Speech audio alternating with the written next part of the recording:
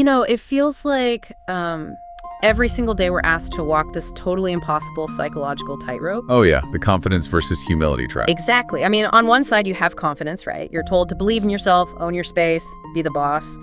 But if you lean just a little too far that way, you cross this invisible line. Suddenly, you're just arrogant. Right, your ego takes over and people start backing away. Yeah, and so you panic, you overcorrect, and you lean hard into the other side of the tightrope, which is humility. You downplay your wins, you put others first, you just make yourself smaller. But then if you lean too far that way, you're a pushover. Exactly, you're letting people walk all over you, and that just breeds all this resentment. It is such an exhausting way to live. It really is. But today, we're doing a deep dive into this unique piece of source material that tackles this exact tightrope. It's a presentation titled, Shifting the Center, Confidence and Humility, Are They Really Contradictory? And we should clarify right up front, this text is heavily rooted in Christian theology and biblical concepts. Right. But, I mean, whether you are religious or entirely secular, the psychological framework it uses to diagnose human ego is just absolutely fascinating. It really is. The core premise we're unpacking here is that this entire conflict, this constant, exhausting balancing act between confidence and humility, it's actually based on a complete misunderstanding of the words themselves. Yeah, the source says we are fundamentally using the wrong dictionary to define who we are. Exactly. So the mission for this deep dive is to figure out why pride sneaks up on us when we least expect it, and how shifting what the source calls our center of gravity can completely rewire how we operate. Because we really all do start from a similar baseline. Right. Think about any time you've tried to learn a complex new skill or, stepped into a room where everyone was just way smarter than you. Oh yeah, the baseline human state there is often this hunched over feeling of total inferiority. Yeah. The internal monologue is just a loop of, I can't do anything. And in that baseline state, there is no confidence. And what looks like humility to the outside world is really just silent submission. You aren't competing because you've already decided you just aren't good enough to even be in the game. Right. But then you start to take action. In the theological context of our source, this is described as exercising faith, practicing things like claiming promises or praying for healing. But psychologically, what's happening is that you're just putting in the reps. You're stepping out of that submission and testing your actual capabilities against reality. And as you put in those reps, something shifts. You get a small win. Then another one. Yeah, and your confidence naturally starts to grow. But this is exactly where the source identifies this hidden psychological trap. Oh, the trap is so real. Right. As that confidence expands, humility almost evaporates. We transition from that hunched over, I can't do anything, to this completely rigid posture of, I can do absolutely everything. The material labels this specific trap spiritual pride. Yes. When confidence swells unchecked by a deeper anchor, it morphs into arrogance. You don't just feel capable anymore. You start looking down on anyone who isn't operating at your new level. And the text poses a really sharp diagnostic question here, which is, why is it that as our confidence gets bigger, we lose our humility and just immediately start judging others? It's a great question. I was reading that section, and it immediately made me think about the psychology of learning to drive a car. Oh, that's a perfect analogy. Right. Because when you first get your learner's permit, your brain is just entirely overwhelmed by the variables. You're gripping the wheel. You're terrified of the gas pedal. You're checking the mirrors every 2 seconds. Exactly. You have total humility in that moment because you are acutely aware of your own incompetence. Yeah, your cognitive load is just maxed out. Try not to crash into a mailbox. But then you drive for a few months, you survive a couple of highway merges, and something really dangerous happens in your brain. The automation kicks in. Yes. The second your motor skills automate the physical act of steering, it frees up cognitive space. But instead of remaining humble, your brain tricks you into thinking you have mastered the entire domain of driving. Right, you start steering with one knee, you're changing the radio, you feel invincible. And that is exactly when you are the most dangerous person on the road. Your perceived confidence has completely eclipsed your actual humility. And that mechanism, where surviving a few highway merges suddenly makes you think you're a Formula One driver, that's exactly what the source is diagnosing. We crave the reward of mastery. Right, so we inflate our sense of self to fill that newly freed up cognitive space. And this brings us to the core argument of the presentation. The dictionary problem. Exactly. The problem isn't that confidence and humility are naturally opposed. The problem is that we take these secular, worldly definitions of the concepts and try to mash them into our deeper psychological and spiritual lives. We're overlaying a hyper-competitive modern dictionary onto the human soul, and it just creates massive confusion. So let's actually look at those secular definitions from the text. Okay, yeah, lay them out. So if we're operating purely on the secular definition of humility, it seems inherently tied to comparison. It's almost like a race to the bottom, right? Yeah, you have to constantly convince yourself and others that you are worse or less capable or less deserving than the person sitting next to you. It requires you to constantly shrink your sense of self. Like, secular humility forces you to make yourself incredibly small just to avoid seeming arrogant.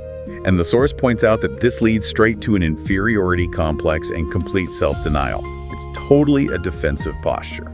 Okay, then on the flip side, you have secular confidence. Right. If secular humility is about shrinking the ego, secular confidence is about inflating it as fast as humanly possible. It is entirely self-reliant. The internal mantra just becomes, I control my destiny.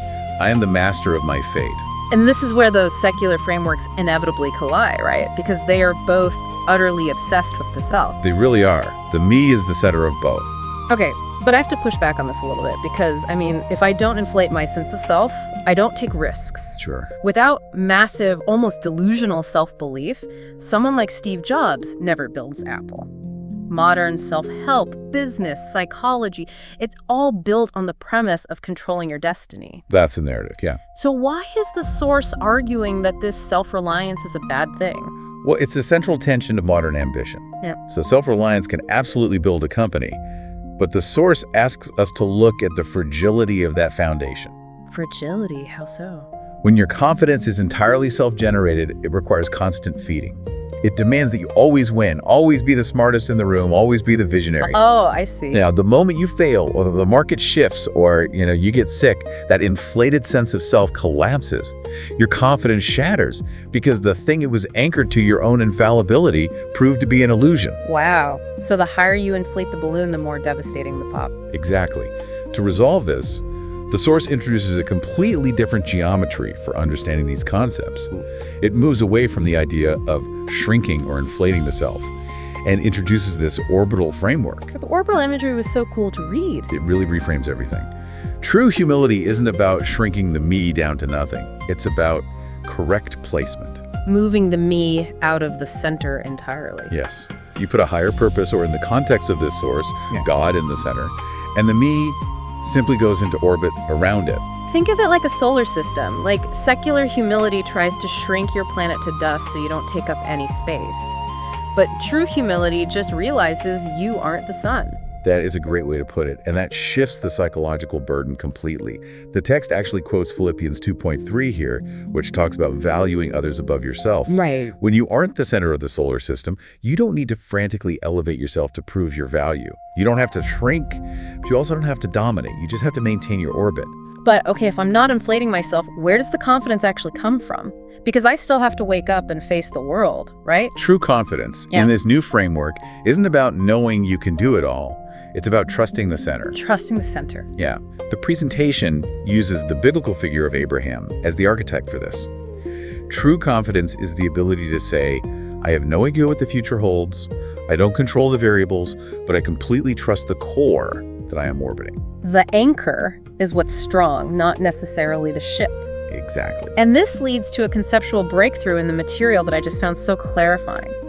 If you map out true humility, so you have God, or that higher core value, in the center and the individual in orbit. Right. And then you map out true confidence, the structure is exactly the same. The center remains the center. The individual remains in orbit. They are structurally identical, which means the conflict between them is a total illusion. That's why. The secular versions clash because the me is the battleground. You're either a me desperately trying to prove superiority or a me drowning in inferiority. Yeah. But the moment you evict me from the center seat, the collision stops. The tightrope just vanishes. Which brings up this really beautiful paradox from the text. Off of the coexisting states. Yeah. The source argues that to reach this state, you have to hold two seemingly contradictory thoughts in your mind at the exact same time. Which is not easy to do. No, not at all. On one side, it's a state of total inability. acknowledging that on your own, without your core anchor, you can do nothing. Right. But on the other side, a state of total reliance, believing so deeply in that anchor that you're willing to bravely move forward into the unknown. Total inability and total reliance coexisting in the same soul. The psychological freedom in that phrase is just immense. It really is. Because you're relieved of the pressure of having to be omnipotent, Yeah. which actually frees you to be incredibly bold. I want everyone listening to try to actually hold both of those thoughts today. Just think, I am entirely incapable of controlling the universe, and I can take massive, brave action because of what I am anchored to. It completely short-circuits the ego. It really does. And to show what this looks like in practice, the source points to its ultimate model. Jesus Christ. Right, it maps this out on an axis. Yeah, on the horizontal line, you have infinite power and authority. I mean, the text explicitly notes the power of creating all things. Ultimate, unquestionable confidence and capability. But then on the vertical line, intersecting perfectly with that power, you have ultimate submission, choosing to take the form of a servant, choosing to die for sinners. And the psychological takeaway here is profound. It blew my mind, because true humility isn't a lack of power. It's not being weak or incapable. True humility is having the power, having the authority, and consciously choosing not to boast about it, but to use it to serve others. You don't have to be powerless to be humble. You just have to be incredibly secure in where your power comes from. It separates capability from ego. Completely. Yeah. And to prove how difficult that is for human beings to actually do, the presentation grounds this in a very flawed, very relatable historical example. The Apostle Peter. Yes, Yeah.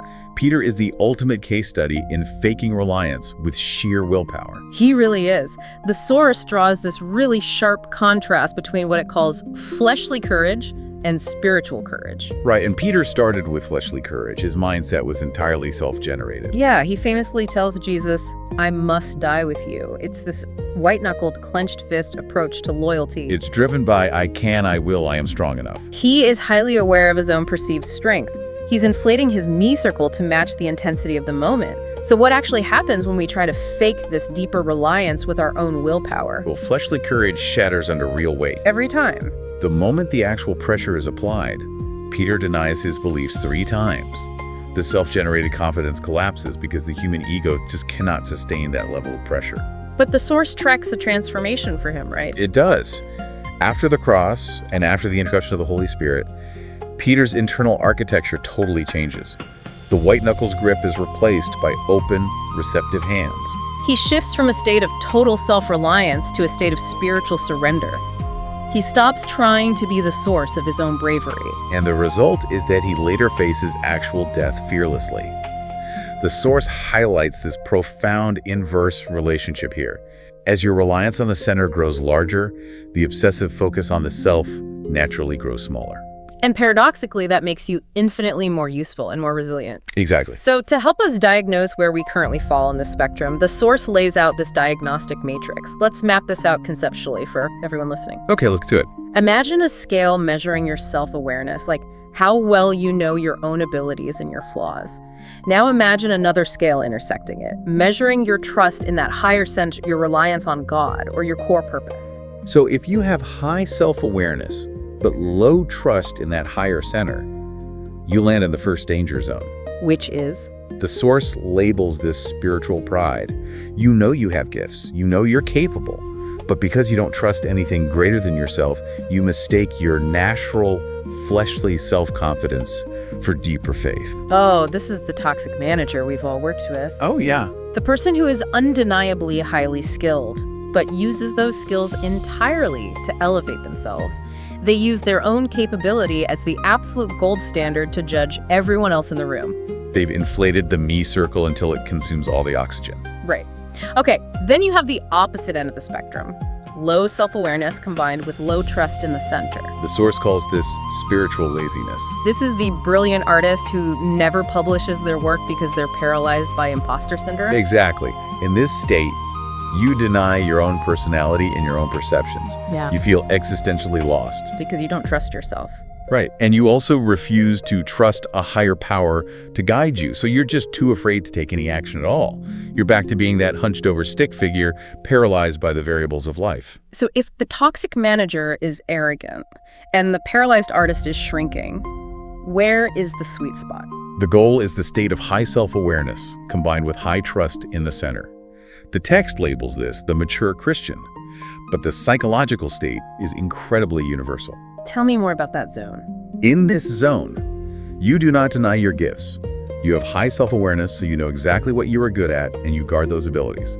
But because you also have immense trust in your core anchor, you don't need to use those gifts to dominate. You view others as better than yourself. Right, and you actively deploy your capabilities to serve. It's the Jesus model we discussed earlier, having the immense power but choosing the posture of a servant. And when you operate from that mature state, the text outlines how the very foundation of human interaction shifts.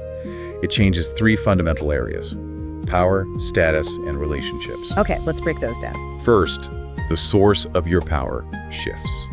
You no longer draw energy from that exhausting treadmill of believing in yourself. Your power comes from relying on your center. Second, your view of status changes. Status is no longer about the frantic need to prove your ability to everyone around you. It shifts to a willingness to become a servant to all. And finally, relationships transform.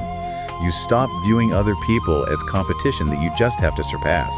Instead, you begin to see others as better than yourself, because your own ego is no longer threatened by their success. It literally changes the architecture of how you walk into a room. It really does. You aren't walking in to conquer it, and you aren't walking in to hide in the corner. You're just in orbit. But recognizing this concept is easy.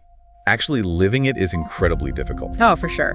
And the presentation ends with a section called Interrogation of the Soul, which provides some pretty brutal gut checks to figure out if you've actually made this shift. Yeah, the first question asks, have I mistaken an inferiority complex for humility? That is such a deep psychological cut. Like, are you actually practicing true humility, or are you just shrinking your sense of self to avoid criticism and then calling it a virtue so you feel better about your fear? That's a tough one to answer, honestly. Yeah. What's the next one? The next question targets the foundation of your courage.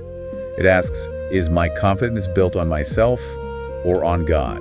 So, when a crisis hits, does your confidence shatter like Peter's fleshly courage, or does it hold because it's anchored to something unshakable? Exactly.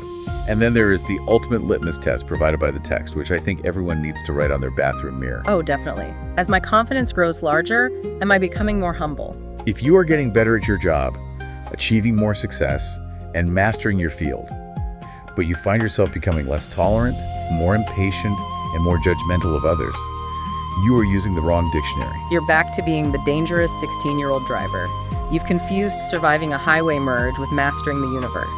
So, to distill all of these sources down to a single operational truth, the unbearable tension between confidence and humility completely disappears the exact moment you stop making yourself the center of the universe. The source material captures this psychological shift beautifully in its concluding prayer. It says, not I can, but Christ can, not for my glory, but for your name's glory. It's about finding the profound freedom of not falling into the trap of pride, while also refusing to let the fear of pride paralyze you from taking bold action. You can be incredibly bold. You can take massive swings. You just have to know what you are orbiting. Which brings us to a final thought we want to leave you with today.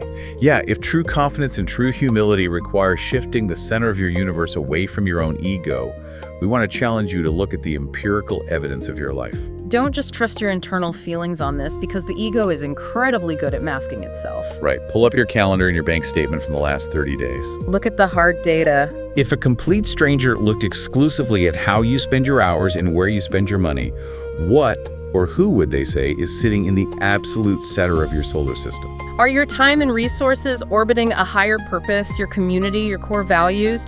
Or is all that energy just fiercely defending a massive inflated circle labeled me? It is the ultimate reality check to see if you are still white-knuckling the steering wheel of your life, or if you've actually learned how to navigate. Thank you so much for joining us on this deep dive. Keep questioning the dictionary you're using, keep testing your assumptions, and most importantly, keep checking your center of gravity.